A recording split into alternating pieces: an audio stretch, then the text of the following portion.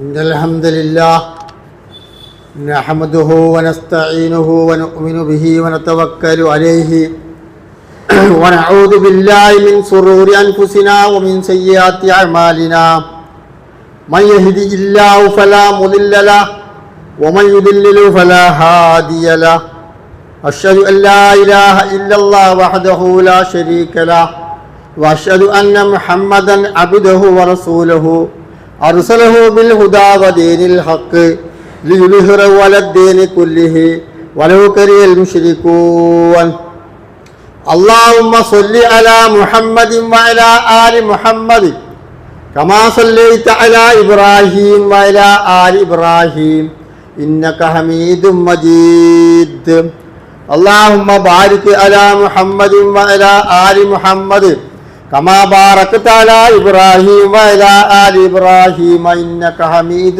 مجيد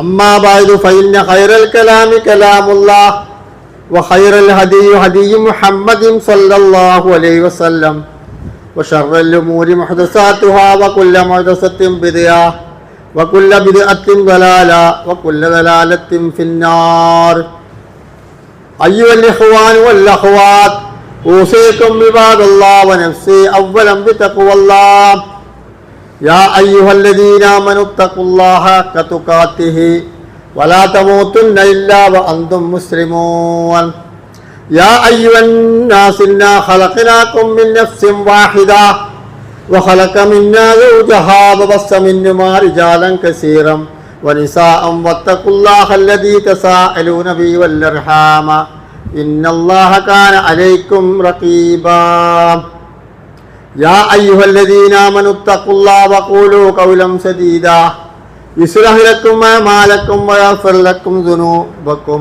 ومن يطع الله ورسوله فقد فاز فوزا عظيما أعوذ بالله من الشيطان الرجيم بسم الله الرحمن الرحيم ويل لكل همزة لمزة الذي جمع مالا وعدده يحسب أن ماله أخلده كلا لينبذن في الحطمة ما أدراك ما الحطمة نار الله الموقدة التي تطلع على الأفئدة إنها عليهم مؤصدة في أمد ممددة رب اشرح لي صدري ويسر لي أمري واحلل عقدة من لساني يفقهوا قولي പ്രിയമുള്ള സഹോദരന്മാരെ സഹോദരിമാരെ സത്യവിശ്വാസികളെ സത്യവിശ്വാസിനികളെ സർവശക്തനായ അള്ളാഹുവിൻ്റെ വിധിവിലക്കുകൾ ജീവിതത്തിൻ്റെ എല്ലാ മേഖലകളിലും സൂക്ഷിച്ചുകൊണ്ട് ജീവിക്കണമെന്ന് സ്വന്തം ശരീരത്തിടുന്നതുപോലെ നിങ്ങളോട് ഞാൻ ആദ്യമായി ഉപദേശിക്കുകയാണ്. അള്ളാഹുവിൻ്റെ എല്ലാ കൽപ്പനകളും ജീവിതത്തിൻ്റെ എല്ലാ മേഖലകളിലും സൂക്ഷിച്ചുകൊണ്ട് ജീവിച്ച് തഖ്വയുള്ളവരായി ആഖിബത്ത് നന്നായി മരിക്കുവാൻ അള്ളാഹു നമ്മെ എല്ലാവരെയും അനുഗ്രഹിക്കുമാറാവട്ടെ. സഹോദരന്മാരെ സഹോദരിമാരെ, നമ്മൾ കഴിഞ്ഞ വെള്ളിയാഴ്ച വരെ സൽസ്വഭാവം പ്രവാചകൻ ചെയ്ത വിട്ടുവീഴ്ചയുടെ കുറച്ച് ചരിത്രങ്ങളാണ് പഠിച്ചത്. ഇനി നമുക്ക് ഇൻഷാ അല്ലാഹ് ആ ചരിത്രം പ്രവാചകന്റെ അനുഭവ വ്യക്തിത്വം എന്ന വിഷയം ചർച്ച ചെയ്യുമ്പോൾ വിശദമായിട്ട് ഇനിയും കുറേ പഠിക്കാണ്ട്. ഇനി നമ്മൾക്ക് ഈ സ്വഭാവത്തിൻ്റെ പ്രത്യേകതയിൽ സ്വഭാവ നന്മയിൽ മനുഷ്യൻ ഉണ്ടായിരിക്കേണ്ട ഒന്നാണ് നാവിനെ സൂക്ഷിക്കുക. അതാണ് നമ്മൾ പഠിച്ചുകൊണ്ടിരിക്കുന്നത്. അപ്പോൾ സൽസ്വഭാവത്തിൽപ്പെട്ട ഒന്ന് നാവ്.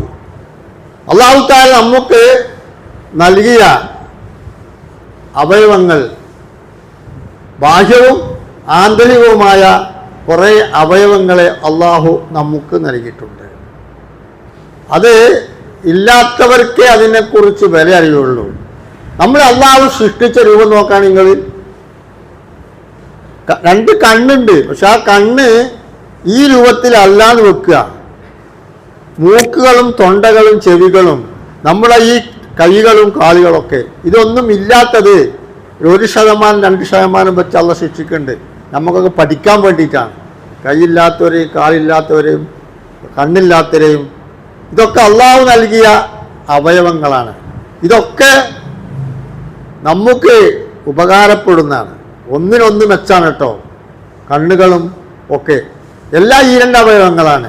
കണ്ണ് 2, മൂക്കൊന്നാണെങ്കിലും 2 ദ്വാരങ്ങൾ, കാല് 2, കൈ 2. ഒന്നുള്ള അവയവങ്ങൾ ഗുഹ്യസ്ഥാനവും നാവും മാത്രമുള്ളൂ.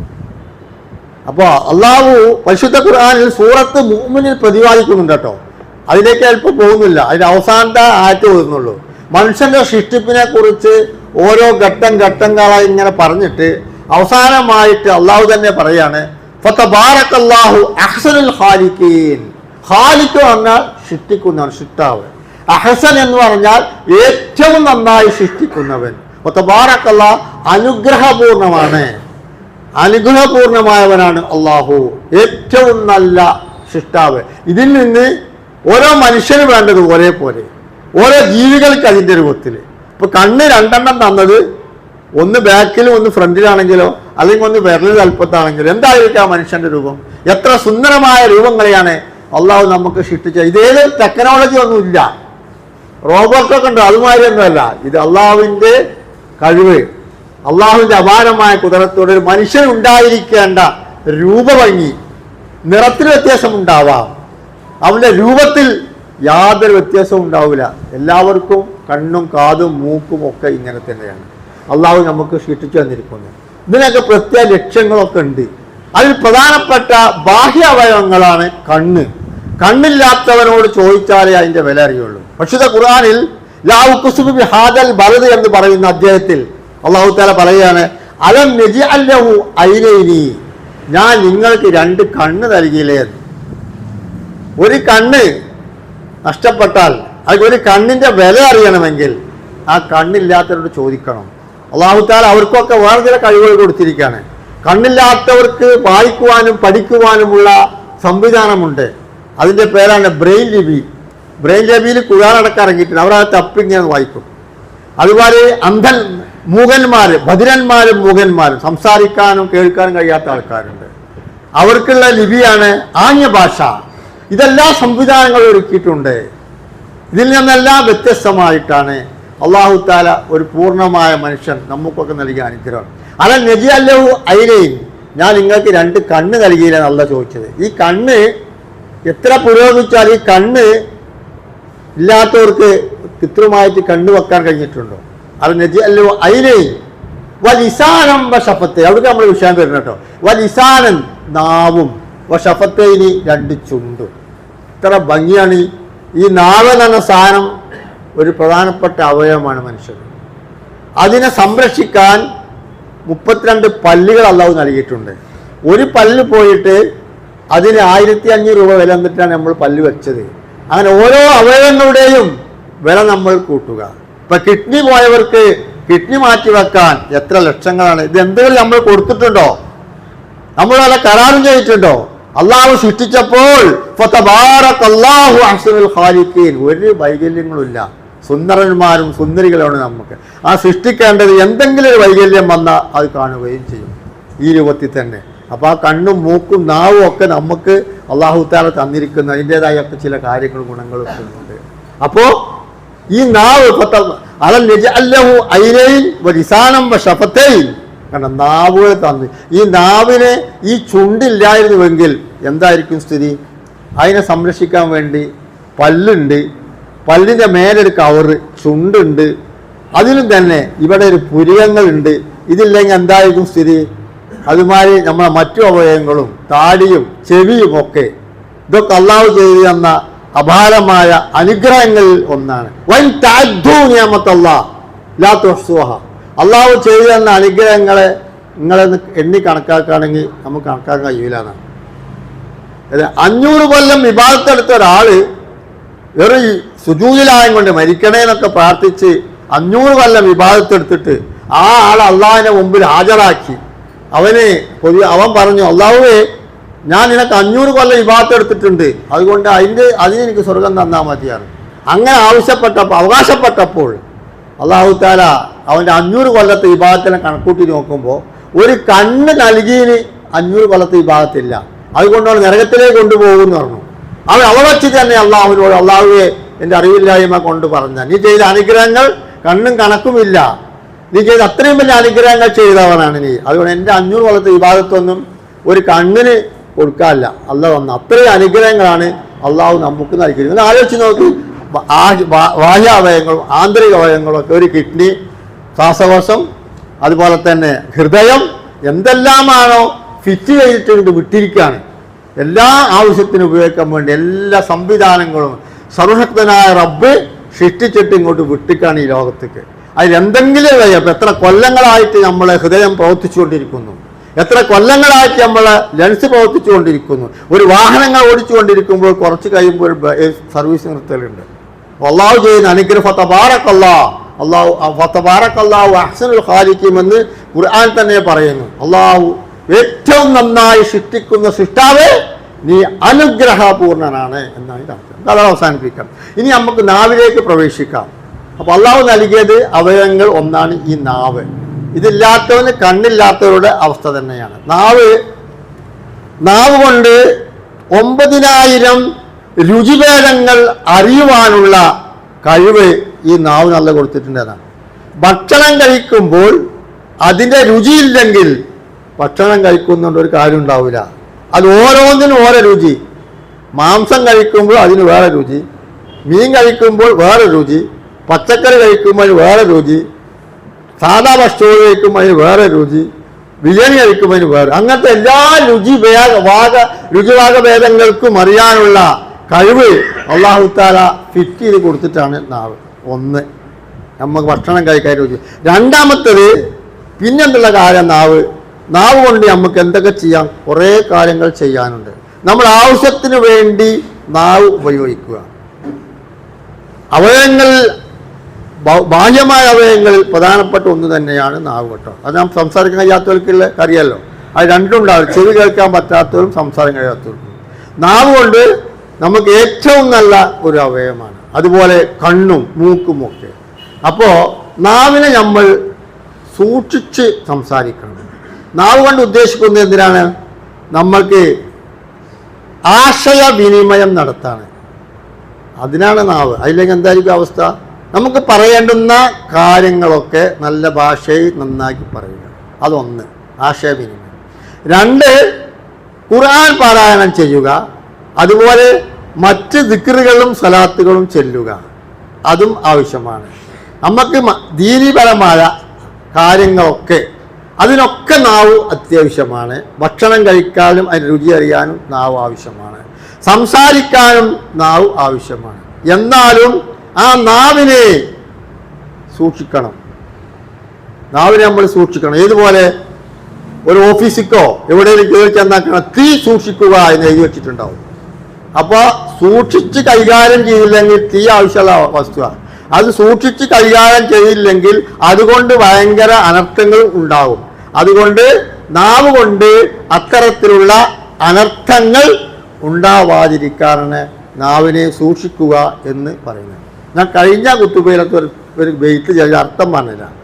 സാഫി ഇമാം പറഞ്ഞ ഒരു ബെയ്ത്താണ്. ലിസാനക അയ്യുൽ ഇൻസാനു ലാ യലിതു അന്നക അന്നഹു ശുബാനു. മനുഷ്യ, നീ നിന്റെ നാവിനെ നീ സൂക്ഷിക്കണം കേട്ടോ. യഹ്ഫുൽ, നീ സൂക്ഷിക്കുക. ലിസാനക, നിന്റെ നാവിനെ.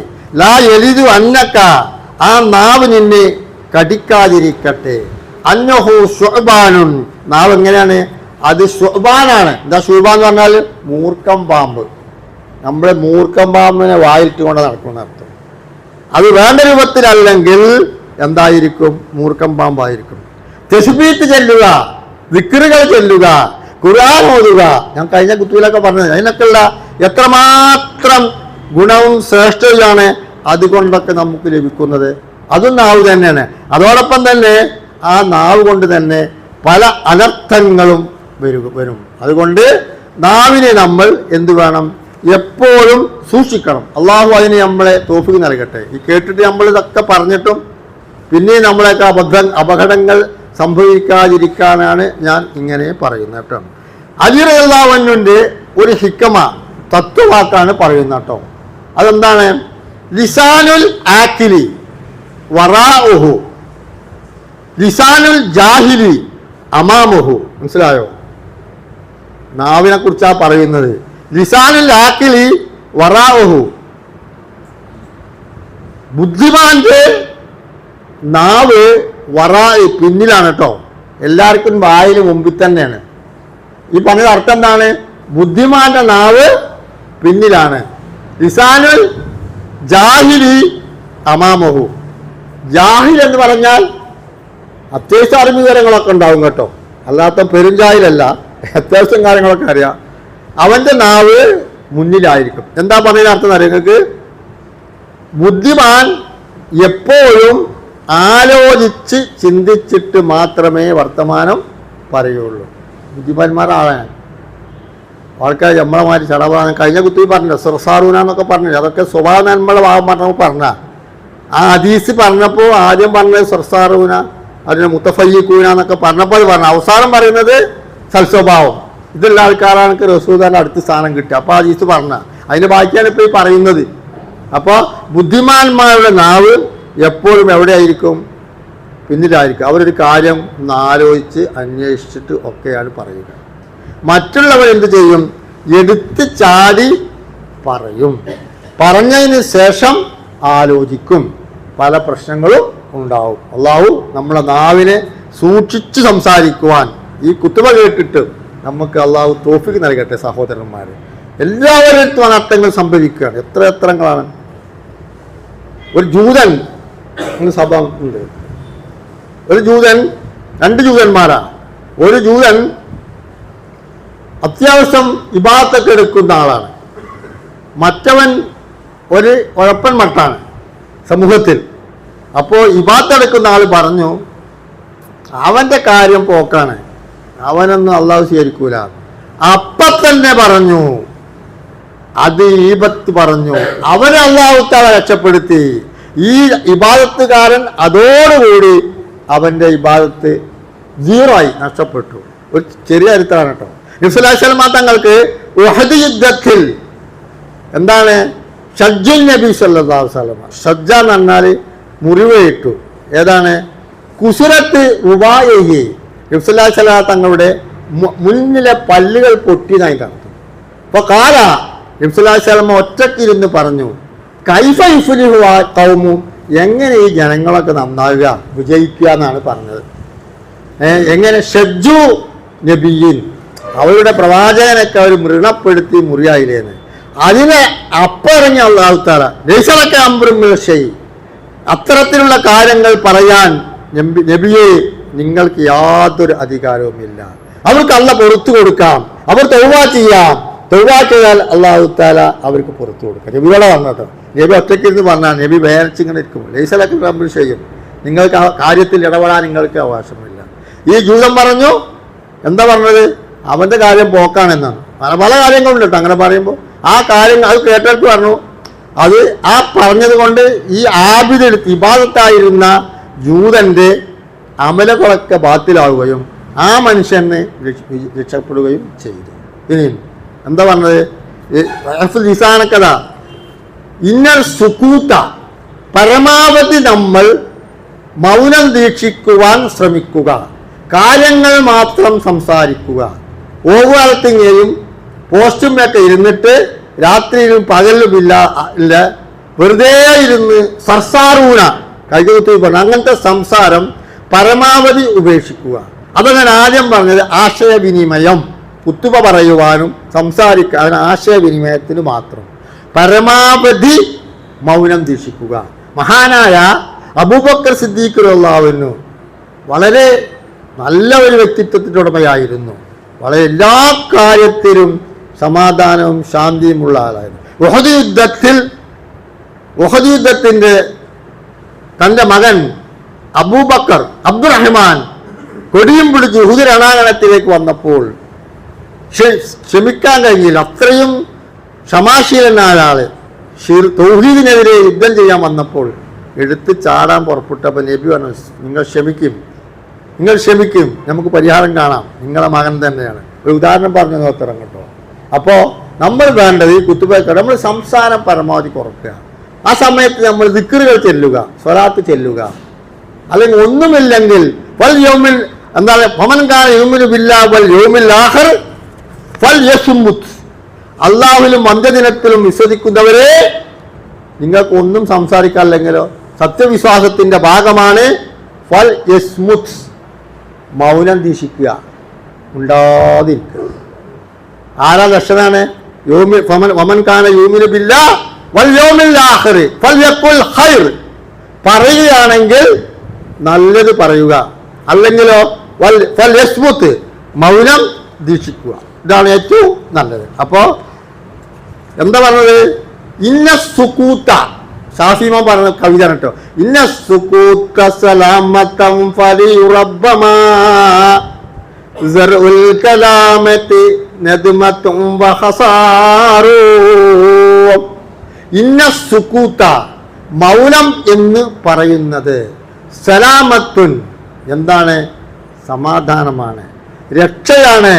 അത് കണ്ട അബൂബക്കർ സിദ്ദീഖ് റളിയല്ലാഹു തൻ്റെ എല്ലാ വീട്ടുജോലികളും തൻ്റെ സ്വന്തം കാര്യങ്ങളും ഇബാദത്തൊക്കെ കഴിഞ്ഞ് വീട്ടിൽ നിന്നിറങ്ങുമ്പോൾ ഇന്ന് മാസ്ക് ഇടുന്നില്ലേ നമ്മൾ? അന്ന് മാസ്ക് അല്ല, വായിലൊരു സ്റ്റിക്കറുമാരി ഒട്ടിച്ചിട്ട് ഇറങ്ങിയിരുന്നത് സംസാരിക്കാതിരിക്കാൻ. ഇവിടെ ഹദീസിൽ ഞങ്ങൾക്ക് പറഞ്ഞാണെന്നറിയില്ല. നിങ്ങൾ ഒരു നുണയും പറയണ്ട, കണ്ടതും കേട്ടതും മാത്രം വായ തല സംസാരിച്ചതിന് നുണയാവുന്ന. അപ്പം മൗനം ദീക്ഷിക്കുക. മൗനം എന്ന് പറയുന്നത് രക്ഷയാണ്, വിജയമാണ്. സറുൽ കലാം, സറ് എന്ന് പറഞ്ഞാൽ കൃഷി ചെയ്യുക എന്നതിൻ്റെ അർത്ഥം. കലാം, സംസാരം കൊണ്ട് കൃഷി ചെയ്യുക എന്ന് പറഞ്ഞാൽ അങ്ങനെ കൂടുതൽ അങ്ങനെ സംസാരിച്ചു കൊണ്ടേ ഇരിക്കുന്നത്. നദമത്തുൻ വഹസാറ, അങ്ങനെ ഒരുത്തൻ സംസാരിക്കുന്നുണ്ടെങ്കിൽ അവൻ പിന്നീട് നദ്മൻ, നദാം, ഖേദം, ഹസാർ, നഷ്ടം. കൂടുതൽ സംസാരിച്ചവർ പിന്നീട് ഖേദിക്കേണ്ടി വരും, പിന്നീട് നഷ്ടം അവൻ അനുഭവിക്കേണ്ടി വരും. അതാ സാഫിമാൻ പറഞ്ഞത് എന്താ?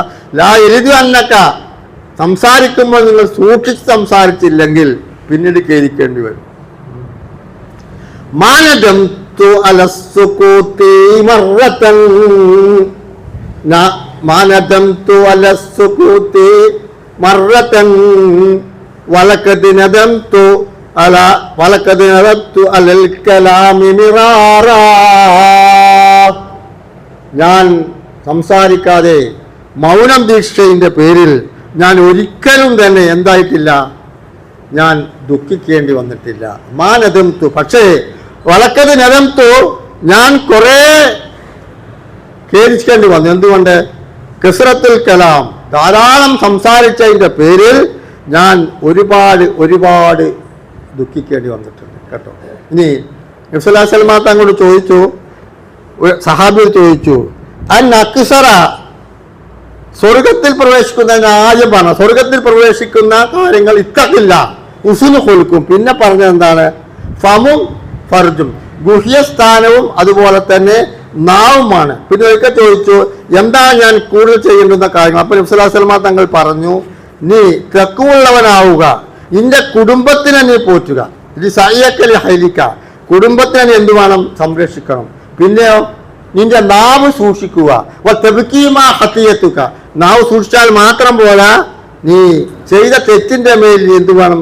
ഖേദിച്ച് മടങ്ങുകയും ചെയ്യണം, എന്നാൽ നിനക്ക് രക്ഷപ്പെടാം. ഇതാണ് ഹദീസ്. ഇങ്ങനെ ഇബ്നു ആമിർ റളിയല്ലാഹു അൻഹു കാലത്ത് ഖുൽതു യാ മൻ നജാത്ത് യാ റസൂലല്ലാഹ് ഖാല അംസിക് അലൈക ലിസാനക, നാവിനെ പിടിക്കുക കേട്ടോ. വൽയസാക ബൈതുക, മക്കളെ പോറ്റുക, കുടുംബത്തിനെ, ഭാര്യനെ, മക്കളെയൊക്കെ സംരക്ഷിക്കുക. വൽബിക്കി അലാ ഹത്തിയത്തിക, നീ ചെയ്ത തെറ്റിന്റെ മേൽ നീ എന്ത് വേണം? നീ പാവം ചെയ്യുന്നതിൽ നീ പശ്ചാത്താപിക്കുകയും വേണം. ഇതൊക്കെയാണ് ചെയ്യേണ്ടത്. മാ യൽഫിദു മിൻ ഖൗലിൻ ഇല്ലാ ലദൈഹി റഖീബുൻ അതീന, ഖുർആൻ സൂറത്ത് ഖാഫ് എന്ന സൂറത്ത് ഞങ്ങൾക്ക് കാണാം. മാ യൽഫിദു മിൻ ഖൗലിൻ, ഒരു വാക്കുകളും നിങ്ങൾ സംസാരിക്കുകയില്ല, ഇല്ലാ ലദൈഹി റഖീബുൻ അതീദ്. ആ ഈമാൻ ഉണ്ടായാൽ മതി. റഖീബുൻ അതീദും നമ്മുടെ അടുത്ത് ഉണ്ട്, നമ്മുടെ കൂടെ ഉണ്ട്, രേഖപ്പെടുത്തുന്നുണ്ട് എന്നുള്ള ബോധമുണ്ടാകാൻ മതി. ഇപ്പൊ എവിടെ കയറി ചെന്നാലും പറയും TTCയുടെ, താങ്കൾ CCTVയുടെ നിരീക്ഷണത്തിലാണെന്ന് പറഞ്ഞാൽ ഇതിന് ഒരു സമാധാനം ഉണ്ടാവും, ഇതൊക്കെ പിടിക്കുമെന്ന്. അതേമാതിരി നിരീക്ഷണത്തിലാണ് നമ്മൾ. അത് പണ്ട് CCTV ഒക്കെ ഇപ്പം കണ്ടുപിടിച്ചതാ.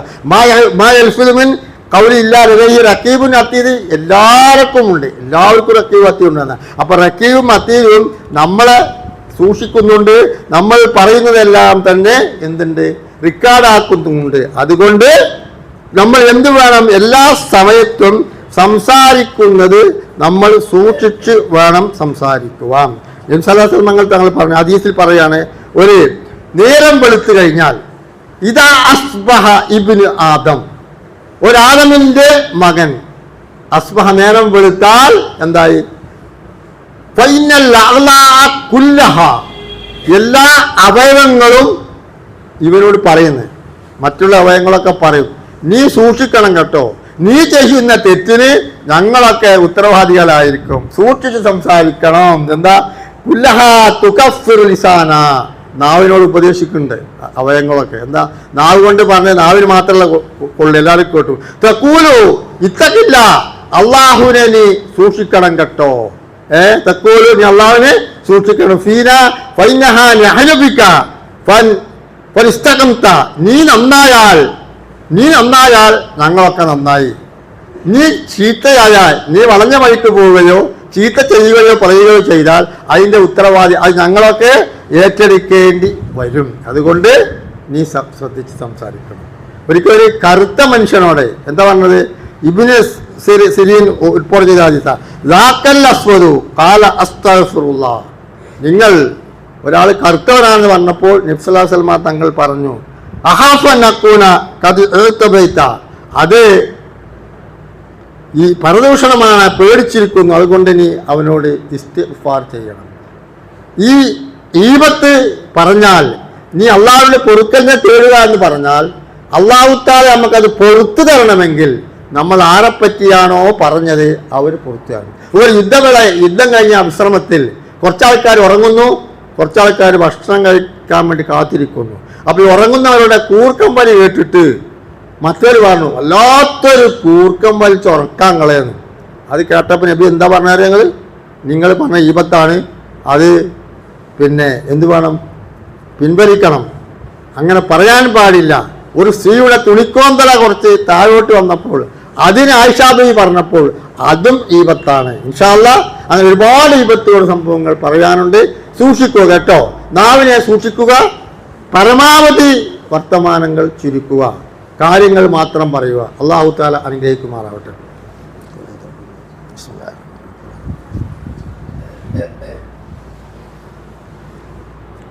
അൽഹംദുലില്ലാഹ് വസ്സലാത്തു വസ്സലാമു അലാ റസൂലില്ലാഹ് വഅലാ ആലിഹി വസഹബിഹി അജ്മഈൻ. യാ അയ്യുഹല്ലദീന ആമനൂ തഖുല്ലാഹ ഹഖ തുഖാതിഹി വലാ തമൂതുന്ന ഇല്ലാ വഅൻതും മുസ്ലിമൂൻ. സഹോദരന്മാരെ, കാലാവസ്ഥ, മഴ, പ്രളയം ഒക്കെ നമ്മൾ കണ്ടും കേട്ടും കൊണ്ടിരിക്കുകയാണ്. മലമ്പ്രദേശങ്ങളിലൊക്കെ 2 വർഷം മുമ്പ് ഉരുൾപൊട്ടി കുറേ ശിക്ഷ ഉണ്ടായി. ഇതൊക്കെ അള്ളാഹുവിൻ്റെ അനുഗ്രഹമാണ്. മഴ എന്ന് പറയുന്നത് അള്ളാഹു തരുന്നൊരു അനുഗ്രഹമാണ്. അത് ചിലപ്പോൾ അധികമായാൽ വിഷമമുണ്ടാവാം. ആ സമയത്ത് മഴനെ നമ്മൾ ശപിക്കാൻ പാടില്ല. മാലൈന ഹവാലൈന, നബിസല്ലല്ലാഹു തങ്ങൾ പ്രാർത്ഥിച്ചത് അങ്ങനെ. മഴ പെയ്തപ്പോൾ അധികമായപ്പോൾ ഞങ്ങൾക്ക് ഇനി മഴ വേണ്ട, ചുറ്റുപാടിൽ മഴ പെയ്യട്ടെ എന്ന് പ്രാർത്ഥിക്കാൻ പഠിപ്പിച്ചു. മഴ അധികമായും കൊണ്ട് നൂഹ് നബിയുടെ ജനതയെ മഴ കൊണ്ടാണ് അള്ളാഹു തആല നശിപ്പിച്ചത്. പ്രളയം, ആ ജനത അത്രയും അധാർമികമായി അധപ്പതിച്ച ഒരു വിഭാഗമായിരുന്നു. ഏറ്റവും കൂടുതൽ വിഗ്രഹാരാധനകൾ ഉണ്ടായിരുന്നത് ഇബ്രാഹിമിയുടെ കാലത്തും നൂഹ് നബിയുടെ കാലത്തുമായിരുന്നു. സ്വന്തം മകൻ പോലും വാപ്പാക്കെതിരെ പ്രവർത്തിച്ചു. അങ്ങനെ പ്രളയത്തിലൂടെ അവർ നശിപ്പിച്ചു. അപ്പോൾ അള്ളാഹുവിൻ്റെ അനുഗ്രഹമാണ് മഴ, വെള്ളം എന്ന് പറയുന്നത്. വെള്ളമില്ലാതെ ഒരു മനുഷ്യന്, ഒരു ജീവിക്കും എവിടെയും ജീവിക്കാൻ കഴിയില്ല. എല്ലാ ഭാഗത്തും അത് അള്ളാഹുവിൻ്റെ അനുഗ്രഹം വർഷിക്കുകയാണ്. അത് നമുക്ക് അധികമാണെന്ന് തോന്നുന്നുണ്ടെങ്കിൽ നമ്മൾ അള്ളാഹുവിൻ്റെ കൽപ്പനകൾക്ക് ധിക്കരിച്ചാൽ അള്ളാഹു പ്രകൃതി ശോഭങ്ങളെ കൊണ്ട് ആ ജനത നശിപ്പിക്കും. നൂഹ് നബിനെയും ലൂത്ത് നബിനെയും ഹൂദ് നബിനെയും സ്വാലിഹ് നബിയുടെ ഒക്കെ ജനതകളെ നൂഹ് നബിനെ പ്രളയം കൊണ്ട് നശിപ്പിച്ചപ്പോൾ ലൂത്ത് നബിയുടെ ജനതയെ ഡെഡ് സീ, ചാവുകടൽ എന്നാണ് അതിന് പറയുക. അത് ഞാൻ പോയി കണ്ടിട്ടുണ്ട്. ബൈത്തുൽ മുഖദ്ദസ് പോണ സമയത്ത് പോയ ഇതിൽ അത് ഇപ്പോൾ വെള്ളമാണ്, അവിടെ ഉപ്പ് രസമാണ്, അവിടെ മുങ്ങിയാൽ താഴുകയില്ല. ആ ജനതകളെ അവർ പ്രകൃതി വിരുദ്ധ പ്രവർത്തകന്മാരായിരുന്നു. അങ്ങേയറ്റത്തെ പ്രബോധനങ്ങൾ കൊണ്ടും നന്നാവാതിരുന്നപ്പോൾ ലൂത്ത് നബിയുടെ ആ ജനതയെ മറിച്ചിട്ടു. അത് ഡെഡ് സീ, ചാവുകടൽ എന്ന പേരിൽ അറിയപ്പെടുന്നു. അതുപോലെ ഓരോ പ്രവാചകന്മാരെയും പ്രബോധനത്തെ ജനങ്ങൾ ധിക്കരിച്ചപ്പോൾ ഓരോ ശിക്ഷകൾ കൊണ്ട് അള്ളാഹു താല ശിക്ഷിച്ചു. അത് അവസാനിപ്പിച്ചു. ഇനിയും നമ്മൾ കഴിഞ്ഞ കുത്തുബയിൽ ആയത്തിനെ കുറിച്ച് പറഞ്ഞപ്പോൾ, തഹജ്ജുദ് പറഞ്ഞപ്പോൾ, ഇനി പറയാൻ പോകുന്നത് തഹജ്ജുദ് നിസ്കാരമാണ് കേട്ടോ. നിസ്കരിക്കാത്തവർ നിസ്കരിക്കാൻ തുടങ്ങുക. തഹജ്ജുദ് നിസ്കാരത്തിന് വളരെ പ്രാധാന്യമുണ്ട്. അത് നബി റളിയല്ലാഹു പറയുന്നു, എന്തിൽ റബ്ബുന തബാറക വ തആല കുല്ല ലൈലത്തിൻ മിന സമാഇ ദുനിയ, അല്ലാഹു തആല 7ാം ആകാശത്തിൽ നിന്ന് എവിടേക്കാ വരിക? ഇത സമായി ദുനിയ എന്ന് പറഞ്ഞാൽ 1ാമത്തെ ആകാശത്തിലേക്ക് വരും. ഹീന യുബ്ക സുലുസുൽ ലൈലിൽ ആഖിർ, രാത്രിയുടെ 1/3 ഭാഗം അവശേഷിക്കുന്ന സമയത്ത് അല്ലാഹു തആല വരിക. എല്ലാവരും ഗാഢനിദ്രയിലാണ്. ആ സമയത്ത് ഞെട്ടി ഉണർന്ന് നമസ്കരിച്ച് എന്നോട് ആരെല്ലാം പ്രാർത്ഥിക്കുന്നുണ്ടോ ആ പ്രാർത്ഥന അല്ലാഹു തആല സ്വീകരിക്കും.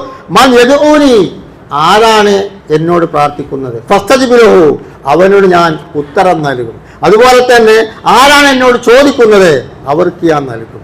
ആരോടാണ് എന്നോട് ഇസ്തിഗ്ഫാർ ചെയ്യുന്നത്? അതിലവർക്ക് ഞാൻ പുറത്തു കൊടുക്കും. അപ്പോൾ തഹജ്ജുദ് നമസ്കാരം ദുഹാ നമസ്കാരം പോലെ തന്നെ അതിന് നമ്മൾ സമയം കണ്ടെത്തുക. ഫുട്ബോളിന് നമ്മൾ കഴിഞ്ഞ കുത്തി പറഞ്ഞതുപോലെ ഫുട്ബോളിന് നമ്മൾ 2 മണിക്കൊക്കെ എണീറ്റുന്നില്ല. ആ 2 മണിക്ക് എഴുന്നേൽക്കൽ തഹജ്ജുദിനാക്കുക.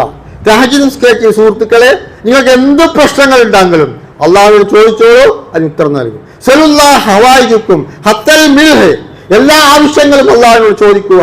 ഹത്തൽ മിൽഹ് തന്നെ ഉപ്പ് വരുന്ന, അത് നിസ്സാരമാക്കണ്ട.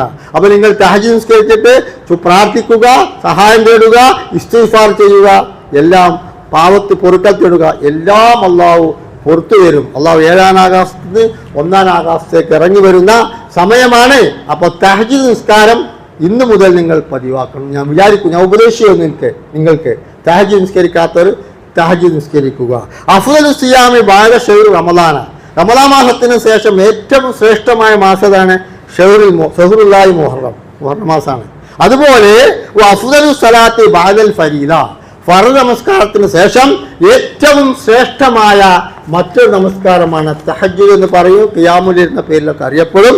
അതുകൊണ്ട് അതും നമ്മുടെ ജീവിതത്തിൽ ഒഴിച്ചുകൂടാൻ പറ്റാത്ത, നമ്മൾ എന്തെല്ലാനോ ചെയ്യുന്നുണ്ട്, അതുപോലെ പരലോകത്തേക്ക് വേണ്ടി ഇത്രയും കാര്യങ്ങൾ ചെയ്യുക. പ്രാർത്ഥനയ്ക്ക് ഉത്തരം ലഭിക്കും. നിങ്ങൾക്ക് എന്തെല്ലാം പ്രശ്നങ്ങളുണ്ടോ മറ്റുള്ളവരോട് പറയുന്നു വേണ്ട.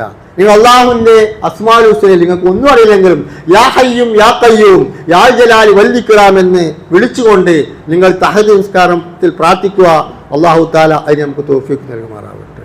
മരിച്ചുപോയ നമ്മുടെ മാതാപിതാക്കളും മറ്റു കുടുംബാദികളൊക്കെ അള്ളാഹു മഗ്ഫിറത്തും മർഹമത്തും നൽകി അനുഗ്രഹിക്കുമാറാവട്ടെ. ആഫിയത്തോടുകൂടി അള്ളാഹ്ക്ക് ഇബാദത്ത് എടുക്കാൻ, ആരാധന ചെയ്യുവാൻ, ദൈവാ പ്രവർത്തനങ്ങൾ നടത്തുവാൻ ഒക്കെ അള്ളാഹു നമുക്കും നമുക്ക് വേണ്ടപ്പെട്ട എല്ലാവർക്കും ആഫിയത്തോടു കൂടി ദീർഘായുസ്സ് നൽകണേ തമ്പുരാനെ. മാരക രോഗങ്ങളും അപകട മരണങ്ങളെയൊക്കെ തൊട്ട് ഞങ്ങളെ മക്കളെ എല്ലാവരും കാത്തിരക്ഷിക്കണേ തമ്പുരാനെ. ഒരുപാട് രോഗികൾ എന്തെല്ലാം രോഗം കൊണ്ട് കഷ്ടപ്പെടുന്നവരുണ്ട്. ഞങ്ങളുടെ കൂട്ടത്തിലുണ്ട്. ചെറിയ രോഗങ്ങൾ കൊണ്ടും വലിയ രോഗങ്ങൾ കൊണ്ടും ആശുപത്രികളിലൊക്കെ കഷ്ടപ്പെടുന്ന എല്ലാ രോഗികൾക്കും ശുഭ നൽകണേ തമ്പുരാനെ. അത്തരത്തെ രോഗങ്ങളെ തൊട്ട് ഞങ്ങളെ ഇനി കാക്കണേ തമ്പുരാനെ. ഞങ്ങളുടെ ജീവിതത്തിന്റെ വലിയൊരു ഭാഗം യാത്രയാണ് റബ്ബേ. ഞങ്ങളുടെ മക്കളൊക്കെ വിവിധ ഭാഗങ്ങൾ യാത്ര ചെയ്യുന്നവരാണ് റബ്ബേ. ഞങ്ങളുടെ വാഹനത്തെ ഞങ്ങൾ അപകടത്തിൽ നീ പെടുത്തരേ തമ്പുരാനെ. റഹ്മാന റബ്ബേ, ഞങ്ങൾ ചെയ്യുന്ന പ്രവൃത്തിയിൽ ഞങ്ങൾക്ക് ഇനി ബർക്കത്ത് ചെയ്യാനേ റബ്ബേ. ഉപജീവന മാർഗത്തിന് വേണ്ടി പലരും പല ജോലി ചെയ്യുന്നവരുണ്ട്. കച്ചവടവും കൃഷിയ മേഖലയിലൊക്കെ ഉണ്ട്. എന്താണോ ഹലാലായ മാർഗത്തിൽ ഞങ്ങൾ ചെയ്യുന്ന എല്ലാ പ്രവൃത്തിയിലും എല്ലാ ഇടപാടുകളിലും ഞങ്ങൾക്ക് ഇനി ബർക്കത്ത് ചെയ്യണേ തമ്പുരാനെ. കടങ്ങളും വിഷമങ്ങളും ഇല്ലവർക്ക് കടം വിടുവാനുള്ള മാർഗം കാണിച്ചു തന്നെ റബ്ബേ. കടത്തോടുകൂടി ഞങ്ങളെ നീ മരിപ്പിക്കരുതേ തമ്പുരാനെ. സ്വല്ലല്ലാഹു അലൈഹി വസല്ലം തങ്ങൾ മയ്യിത്ത് നമസ്കാരത്തിന് മുമ്പ് ചോദിക്കുന്ന ഒറ്റക്കാരൻ കടമുണ്ടോ എന്നാണ്. ആ കടത്തോടുകൂടി ഞങ്ങളെ മരിപ്പിക്കരുതേ, കടം വിടാനുള്ള മാർഗം കാണിച്ചു തരണേ റബ്ബേ. ഞങ്ങളെ മക്കളെ നന്നാക്കണേ, അവരെ പഠനത്തിൽ നന്നാക്കണേ, ജോലിയിൽ നന്നാക്കണേ, മാതാപിതാക്കൾക്ക് നന്മ ചെയ്യുന്ന മക്കളാക്കണേ തമ്പുരാനെ. ഞങ്ങൾ പെൺകുട്ടികൾ പഠിച്ചവരുണ്ട്, അവർക്ക് മുന്നിൽ വിജയം നൽകണേ തമ്പുരാനെ. ഞങ്ങളുടെ മക്കൾക്ക് പ്രായപൂർത്തിയെത്തിയ മക്കൾക്ക് കുഫുവത്ത ഇണകളെ നൽകി നീ സന്തോഷിപ്പിക്കണേ തമ്പുരാനെ. പടച്ച റബ്ബേ, ജീവിക്കുന്ന കാലം അന്തസ്സിലും അഭിമാനത്തിലും ഇജ്ജത്തിലും ജീവിക്കാൻ ഞങ്ങൾക്ക് നീ തൗഫീഖ് നൽകണേ തമ്പുരാനെ. അവസാനം ഞങ്ങളെല്ലാവരെയും ആക്കിയപ്പത്ത് നന്നായി ഈമാൻ കെട്ടി മരിക്കുവാൻ ഞങ്ങൾക്ക് നീ തൗഫീഖ് നൽകണേ തമ്പുരാനെ. അല്ലാഹുമ്മ ഗ്ഫിർ ലിൽ മുഅ്മിനീന വൽ മുഅ്മിനാത്ത് വൽ മുസ്ലിമീന വൽ മുസ്ലിമാത്ത് വൽ അഹ്യാഇ മിൻഹും വൽ അംവാത്ത്. اللهم اعز الاسلام والمسلمين واذل الشرك والمشركين واهلك كفرة والظالمين. اللهم اجرنا من النار اللهم اجرنا من النار اللهم اجرنا من النار اللهم ربنا آتنا في الدنيا حسنة وفي الآخرة حسنة وقنا عذاب النار إن الله وملائكته يصلون على النبي يا أيها الذين آمنوا صلوا عليه وسلموا تسليما.